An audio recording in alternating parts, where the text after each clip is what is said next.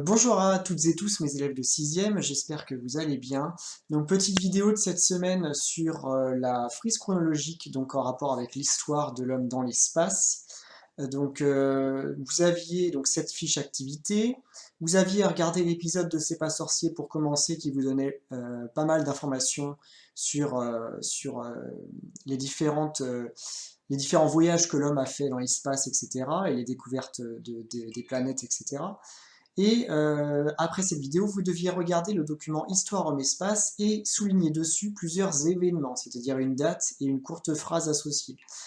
Donc, ici on a ce document, donc une histoire de l'être humain dans l'espace, donc vous aviez plein d'événements, et il fallait que vous les souligniez, donc, ou surligniez, donc par exemple ici, pour la première période 1957-1968, eh bien c'était plutôt l'URSS, donc ancienne Russie, qui dominait le domaine spatial.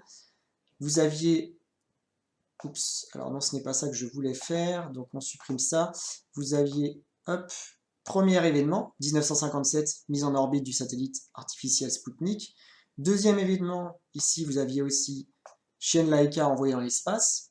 Vous aviez cet événement-là, etc., etc. D'accord, je les souligne, mais vous l'avez bien fait.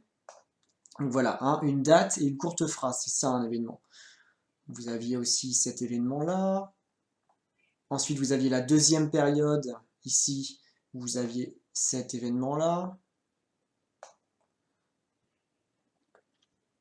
Vous aviez cet événement-là. Vous pouviez aussi mettre, oups, pas celui-là. Vous pouviez aussi mettre celui-ci. Ah, mince. Ah, là, ça ne fonctionne pas, je vais prendre celui-là.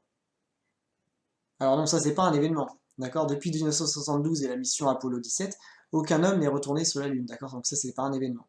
Vous aviez des événements à la deuxième page, donc pour les années 80, des stratégies différentes selon les pays, vous aviez la première navette spatiale américaine, Jean-Luc Chrétien, premier français dans l'espace, 86, mise en orbite de la station Mir par l'URSS, fin de la guerre froide, collaboration entre Russie et États-Unis, module spatial ISS, 1998, 2001, la station Mir, désintégrée volontairement dans l'atmosphère, 2011, fin des navettes américaines, 2017, NASA. Alors ça s'est pas fait au final, hein, bien sûr, parce que personne n'a réussi à aller sur Mars, mais peut-être que dans le futur, donc cet événement-là, il n'est pas vraiment à mettre parce qu'il n'est pas réel, d'accord? Mais vous aviez pu trouver d'autres événements à mettre sur votre frise, d'accord? Donc ça, c'était ce qu'on vous demandait. Vous aviez ensuite à réaliser votre frise. J'ai eu des très très bonnes frises pour beaucoup d'entre vous. Donc c'est bien que vous sachiez faire la méthode de la frise chronologique, hein, qui est très importante. Donc j'ai repris quelques frises d'élèves. Donc vous avez par exemple celle-ci qui est bien, qui est colorée, qui est très propre. Donc vous avez bien, je vous avais demandé un titre. Donc vous auriez très bien pu reprendre le titre L'histoire de l'être humain dans l'espace. Une flèche, donc qui va de gauche à droite, d'accord, qui symbolise le temps qui passe, d'accord. Donc à gauche, la date la plus ancienne, l'événement le plus ancien, et à droite, la date la plus récente.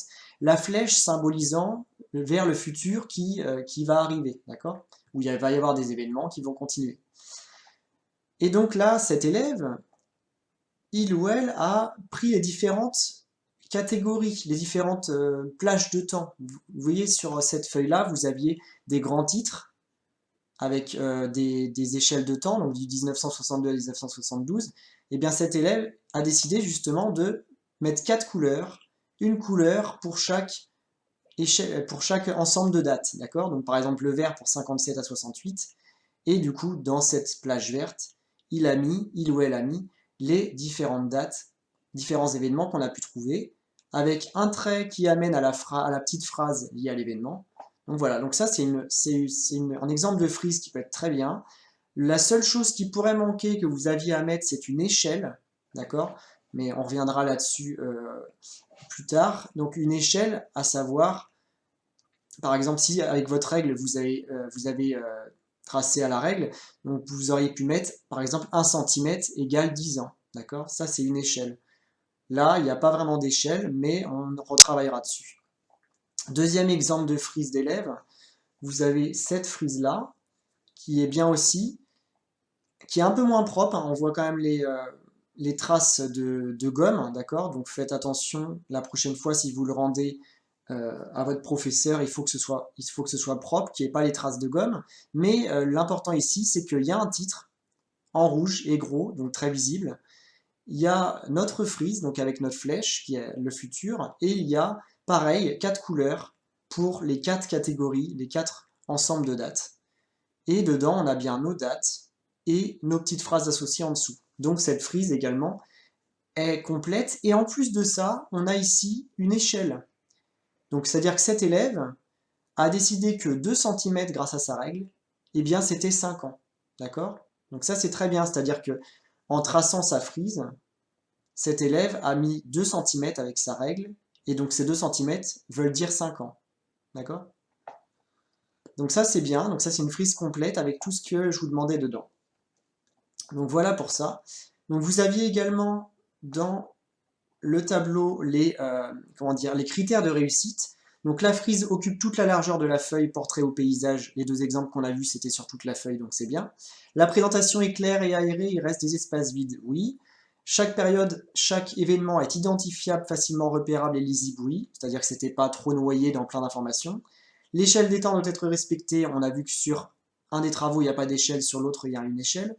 L'ordre chronologique et les liens logiques doivent apparaître clairement. Donc effectivement, les deux élèves ont bien mis les dates dans l'ordre. Il n'y a pas eu 1957 puis 1948 après, ça n'aurait pas été logique.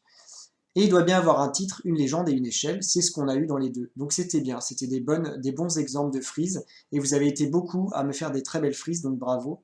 Si vous avez envie de continuer à avoir des informations sur l'histoire de l'homme dans l'espace, n'hésitez pas à aller voir ces liens-là. Donc c'est Wikipédia, donc attention, hein, tous les sites, toutes les pages de Wikipédia ne sont pas forcément bonnes et vérifiées, mais en tout cas ces deux-là ont été vérifiées, donc les informations sont réelles, d'accord? Donc n'hésitez pas à aller jeter un coup d'œil à ça. Et donc ça conclut cette activité méthode sur la frise chronologique. Donc c'est important que vous ayez travaillé cette méthode car vous l'utiliserez non seulement en EIST, en SVT, mais dans d'autres matières également, comme par exemple l'histoire-géographie. D'accord? Donc révisez bien cette méthode de la frise chronologique. Donc voilà, si vous avez des questions sur cette activité et cette frise, n'hésitez pas à me les poser par mail comme d'habitude. Et sinon, je vous souhaite une bonne soirée.